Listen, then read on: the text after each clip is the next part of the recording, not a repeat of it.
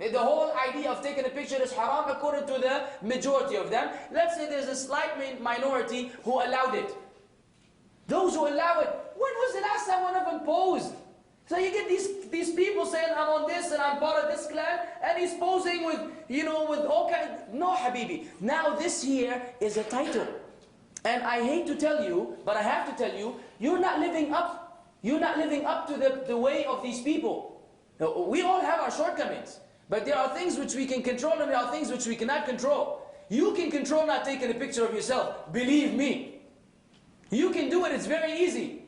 And you can do it. You don't have to upload a picture of yourself. That's very easy. Yeah, we may not be able to do many other things after struggling, but I don't think you need to struggle to stop yourself from taking a picture of yourself and uploading on Facebook. No, Habibi. It's not that easy, brothers. Seriously, wallahi, it's not that easy. It's not something that you will learn within 5 minutes. It's not, okay, la ilaha illallah, Muhammad Rasulullah, oh mashallah. Okay, I'm one of these groups. You will see why. When we go into the actual characteristics of them, you will see what we have to learn and how much we have to do until we reach that particular point. Then, this is what Allah said about them. The Prophet ﷺ said about them, the hadith of Bukhari Muslim, hadith of Ibn Mas'ud, خَيْرُ النَّاسِ قَرْنِي ثُمَّ الَّذِينَ يَلُونَهُمْ ثُمَّ الَّذِينَ يَلُونَهُمْ. The best of mankind. The best of mankind after the prophets. My generation is my generation, then those who follow them, then those who follow them. This is the summary, this is the crux of the whole matter. If we understood this correctly, all of our issues will be resolved bi'idhnillah. If we understand that the best people are the Sahaba and the Tabi'een and Atba' al-Tabi'een, so we live Islam and understand it and apply it per their understanding, then we have started to travel upon the path of that one group. Until then, no. And I will give you a practical example that happened to me this morning. One of the brothers who belong, maybe he belongs to one of these sects, anyways, he follows the Hanafi madhab blindly. Mashi? We're not saying that those who follow the Hanafi madhab are not part of this path, but that's a sign of danger. He comes to the masjid every morning and he prays 4 rak'at. So, as I told you before, the masjid is the place for amr bil ma'ruf wa nahy al munkar. You don't be quiet, you have to speak. Said, Ya akhi barakallah fiqh, I noticed that you pray 4 rak'at. You don't assume, just so you won't wrong him, what are you praying? I know what he's praying. I know he's praying Tahiyatul Masjid, then the Sunnah of Fajr. But I don't say that because I may be wrong. He said, no, that's not what I'm doing. So I said, what are you praying? He said, Tahiyatul Masjid, then Sunnatul Fajr. I said, listen, akhi, Tahiyatul Masjid is a salah which is done when there's nothing else to pray. Yani if you come into the masjid and there's nothing else for you to do, there's no salah for you to pray, then you don't sit down until you pray, and we call that 2 rak'at Tahiyatul Masjid. If there's another intention, if you want to pray the Sunnah of Fajr or the Sunnah of Dhuhr or the Sunnah of Maghrib or whatever, then you no longer, not the Sunnah of Maghrib, because that's after Maghrib, any other Sunnah, then you no longer have to pray Tahiyatul Masjid. You don't even have that intention anymore. Tahiyatul Masjid is dropped because the whole idea is that don't sit down until you pray. And if you pray the Sunnah of Fajr, you've done your job. So the brother said, no. Why are you saying that? I said, because this is a time of prohibition of Salah. And the only thing the Prophet ﷺ did, he prayed the 2 rak'at of Fajr. So you can't pray more than that. The Sahaba didn't pray more than that. You have to stick to that. The whole idea of Tahiyatul Masjid is not. Now, it didn't get pretty, it got ugly. And one of the ways of the people of desires is what? Turning the tables around. When he wasn't able to answer me, he said, yeah, where's your cap? I'm wearing a cap now. I wasn't wearing one in the masjid. I said, what does the cap have to do with this? He said, you saying Sunnah, Sunnah, what Sunnah you telling me not to do? Where's your cap? Isn't the cap Sunnah? I said, listen, akhi, we don't want to now shift the issue. Because we can shift it and I can prove to you that it is not a Sunnah. Where are your leather sandals like that of the Prophet ﷺ? Where are they? And what is this you wear? Why aren't you wearing like the Messenger of Allah? Did he wear a white robe like this with these buttons? Now he wasn't able to answer. Then he said, of course, when we reached this dead end, he said, leave me alone. Now listen, I'm just trying to teach you something. He came this morning. He prayed 6 rak'at. Allah al-Azim, wallahi. I'm sitting there like, man, this brother, man, really wants to start trouble with me, akhi. You know, I don't know what's up with these people, man, but anyways, that's life. 6 rak'at. I wonder where the other 2 came from, but I didn't. I was going to be quiet. I said, you know what, it's going to cause fitna in the masjid, because sometimes if forbidding the evil will create more evil, you zip it. As soon as he finished, he spoke to me. Salam alaikum, alaikum salam. I try to be nice. Barakallah feek, good to see you again. He said, you told me yesterday about Tahiyyat al-Masjid. Said, yet. And he made me explain to him the whole thing again. He said, yeah. He pulled out a piece of paper from his pocket. He said, this hadith in Bukhari Sharif. Bukhari Sharif. Beautiful. Bukhari, no problem with me. He said, the hadith says that between every, and he wrote it in Arabic, with the tashkeel, with the fatha, dhamma, kasra.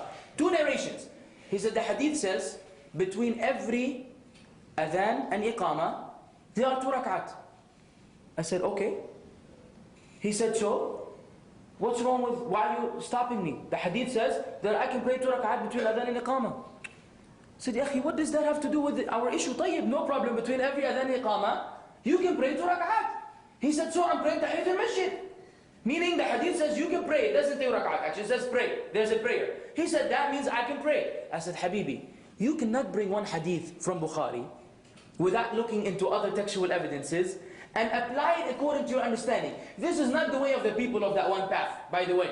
You cannot just read hadith of Bukhari and say, khalas, brother. I said, this is aam, this is general. And you must look into other specifying narrations. A hadith khasa, tukhassis hadha al-hadith. We went back and forth, dead end. Then I remembered, by Allah's grace, these new technology, which I hope that you use it for da'wah and not for entertainment. The whole Islamic library is here. And I have books of Hanafi fiqh. Hanafi fiqh. I went into the book of the Ahnaf, into the book of fiqh al-ibadat, for some person called Hajj, something al-Hanbali, or something along these lines. And I put rak'atay al-fajr. And it says, among the times when it is disliked to pray, and they quoted Fajr, and there's a hadith from the Prophet ﷺ says, La salah, there's no salah after the time of Fajr except rak'atay al-Fajr.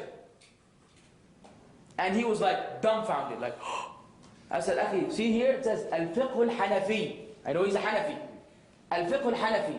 This is your scholars, and this is the hadith of the Prophet ﷺ telling you, don't pray anything after Fajr comes in except the 2 rak'ah of Fajr. And the conversation ended. What is the point? The point is that the people who go on that path don't use this methodology. I don't go searching for one hadith in Bukhari, Muslim, and say, no, I will apply it in this fashion according to my desires because I understand. No. How did the Sahaba understand it? And what did the Prophet ﷺ really say? And are there other narrations which further explain it? After we get all this investigation out of the way, and we have clarity upon the Sunnah, then and only then I act upon the Sunnah. I don't follow desires. You see the difference? This is the quality of the people of that path. They must refer to the khayrun nas, to the best of generations, the best of people. They must, because they understood these narrations, they conveyed them to us. If the Sahaba never prayed more than 2 rak'at between the adhan of Fajr and the iqamah, then you don't pray any more than that. Because you're not better than them, and you sure don't understand the deen better than they did. Clear? Beautiful. That was, alhamdulillah, Allah decrees that these things happen before the lectures, so they can be integrated with the event, so you won't think I'm crazy. Tayyib. Their characteristics. What are the characteristics of Ahl Sunnah wal Jama'ah, Al-Firqa al-Najiyah, Wa-Ta'ifa al-Mansura, Atba'u al-Salaf al-Salih, Ahlul Hadith, the people of Hadith. And I'm not naming groups. I'm speaking about their way. The people of Hadith are those who follow the Hadith of the Prophet ﷺ before anything and anyone. We will see further, inshallah ta'ala. The first characteristic is that they hate sectarianism. They hate division. They hate that the Muslims are not united under one slogan of the correct understanding of La ilaha illallah Muhammadun Rasulullah sallallahu alaihi wasallam. They don't like it. And the reason why they don't like it, because Allah doesn't like it. And the way of the people of that one path is that anything which Allah loves, they love, and anything which Allah hates, they hate. And Allah said in the Quran, وَلَا تَكُونُوا كَالَّذِينَ تَفَرَّقُوا وَاخْتَلَفُوا مِنْ بَعْدِ مَا جَاءَهُمُ الْبَيِّنَاتِ وَأُولَٰئِكَ لَهُمْ عَذَابٌ عَظِيمٌ. And do not be like those who تَفَرَّقُوا, they divided. وَاخْتَلَفُوا, then they differed. After the clear proofs came to them. After the clear proofs came to them, and for those there's a great punishment. Don't be like them. Don't divide. Don't separate. Don't differ amongst each other after the truth has come to you. Once the truth comes, all of you must unite upon it. Allah said, إِنَّ الَّذِينَ فَرَّقُوا دِينَهُمْ وَكَانُوا شِيَعًا لَسْتَ مِنْهُمْ فِي شَيْءٍ. Verily, those who divide their religion and they became Shia, sect and groups, لَسْتَ مِنْهُمْ فِي شَيْءٍ. You have nothing to do with them. You are not part of them. This is Allah telling the Prophet ﷺ, you have nothing to do with these people. Fi shay, in anything. You have absolutely nothing to do with them. Who? Those who divide their groups and they became Shia. In the other ayah, كُلُّ حِزْبٍ بِمَا لَدَيْهِمْ فَرِحُونَ. Every group happy and content with what they have. This is our book. This is our tariqah. This is our way of da'wah. This is the name of our organization. These are the names of blah blah blah. Khalas. Anything outside this is wrong. Shaykh al-Islam ibn Taymiyyah rahimahullah said in commenting on this ayah, said in commenting in his book Al-Fatawa, anyone who puts up an individual, regardless of who this individual is, if you take him up as the ultimate person, like in the Ahnaf, Al-Imam Al-A'zam, Imam Abu Hanifa, then you love people, or you have enmity against them, depending on this person. Per this person, then he is among those whom Allah said about فَرَّقُوا دِينَهُمْ وَكَانُوا شِيَعًا. He's among those who have divided their religion and they became sects. If you take one individual and your enmity and love with the Muslims is based on him, whatever he says, whatever he does, only, no one else.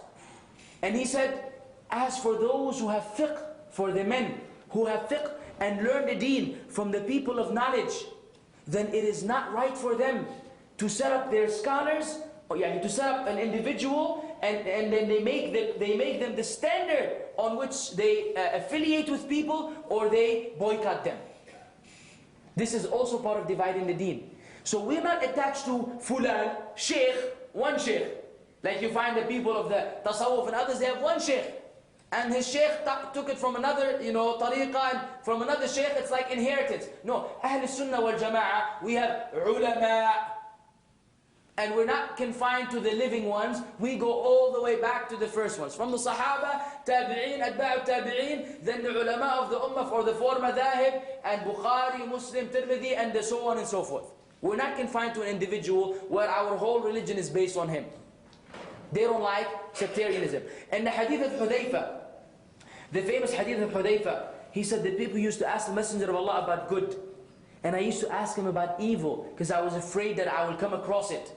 So he asked him, will there be good after this evil? Then he said, will there be an evil after this good? And so on and so forth. Until he made it to the hadith where he said, will there be any evil after the goodness which the Prophet ﷺ spoke about? He said, Na'am.